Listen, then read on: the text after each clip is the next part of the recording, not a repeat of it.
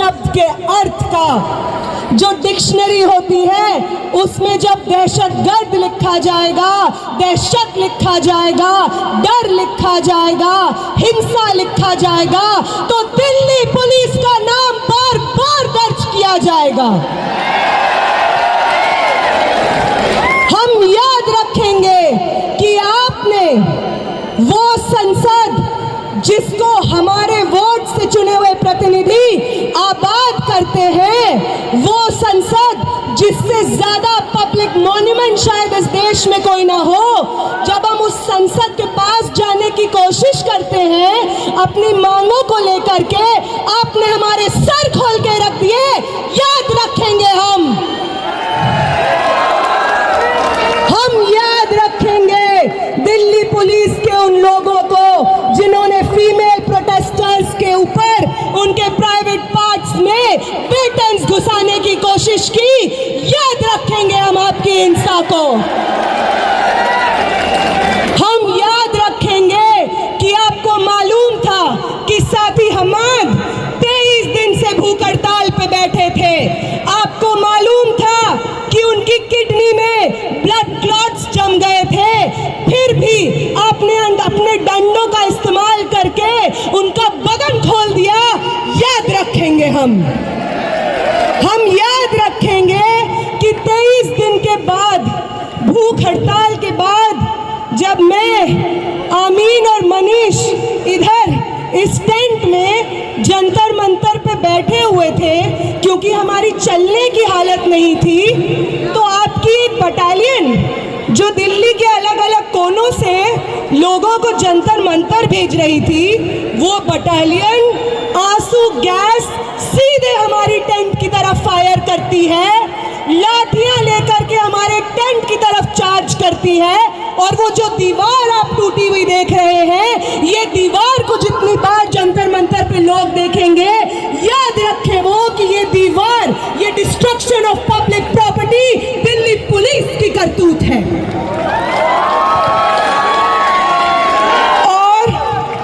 और इस तमाम हिंसा के बाद जो हमारे पास बची कुची जान होगी, वादा करते हैं दिल्ली पुलिस आपसे, वादा करते हैं कमिश्नर ऑफ पुलिस, वादा करते हैं आपसे प्रधानमंत्री जी, वादा करते हैं होम मिनिस्टर, वादा करते हैं धर्मेंद्र प्रधान कि जो बची हुई जान आपने छोड़ी है हमारे अंदर, वो आपकी सबसे बड़ी गलती है। आपसे बहुत गलती हो गई है कि आपने विटनेसेस को छोड़ दिया जो गवाही देंगे आने वाली जनरेशन्स को आपकी हिंसा का। और जब भी आपकी हिंसा लिखी जाएगी, उसके बगल में दिल्ली में मौजूद 4 से 5 लाख छात्रों का अदम्य साहस लिखा जाएगा। ये भी याद रखेंगे हम।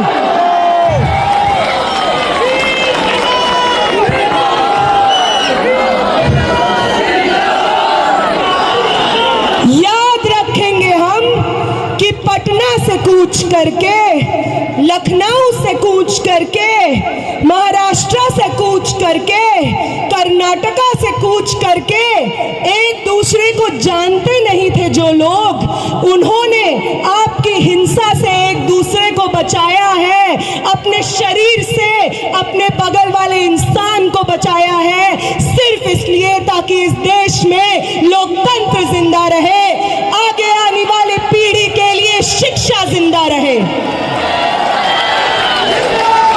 और अगर आपको उदाहरण ही चाहिए कि कौन इंस्पायर करता है हमें, तो अभी देते हैं आपको उदाहरण। वो सावित्री माई, वो फातिमा शेख जिन्होंने पूरे समाज की तोहमतें झेली, पत्थर अपने बदन पे झेले, गोबर अपने बदन पे झेला, सिर्फ इसलिए क्योंकि वो चाहती थी कि इस देश की महिलाएं, इस देश के पिछड़ी जाति से आने वाले लोग शिक्षा हासिल कर सके। तो उनसे इंस्पिरेशन मिलती है हमें। हम उनसे ये सीखते हैं कि अपने पब्लिक कॉस्ट को पे करके हमें आगे आने वाली जनरेशन्स का भविष्य इंश्योर कराना है। वो इंस्पायर करती है हमें। अंबेडकर इंस्पायर करते हैं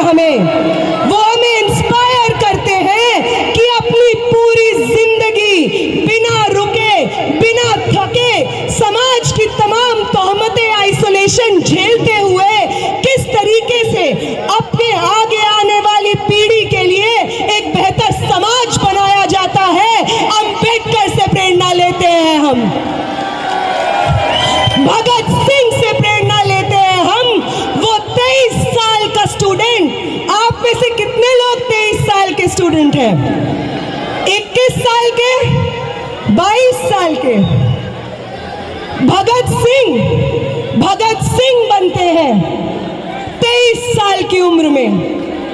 उनका वो जज्बा जिसके आगे अंग्रेजी हुकूमत विवश हो जाती है, एक 23 साल के शरीर में था वो जज्बा, और 20 तारीख को इस दिल्ली की सड़कों पे न जाने आप जैसे कितने भगत सिंह थे, ये देख करके आंखें भर आती है इस देश की।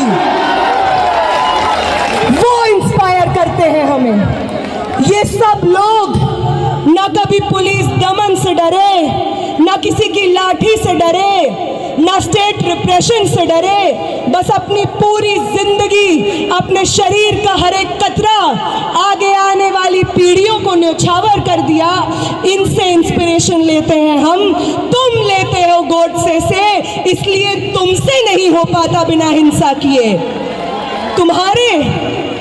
तुम्हारी जो इंस्पिरेशंस हैं, नाक रगड़ते थे अंग्रेजी हुकूमत के सामने जब भगत सिंह और शहीद सुखदेव अपनी जानें दे रहे थे। तुम्हारे इंस्पिरेशंस नाक रगड़ रहे थे अंग्रेजी हुकूमत के सामने।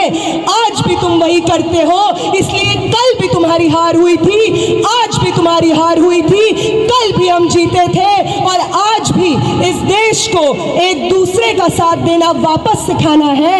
इस देश में लोकतंत्र को, शिक्षा को, स्टूडेंट्स के भविष्य को वापस आबाद हमें करना है।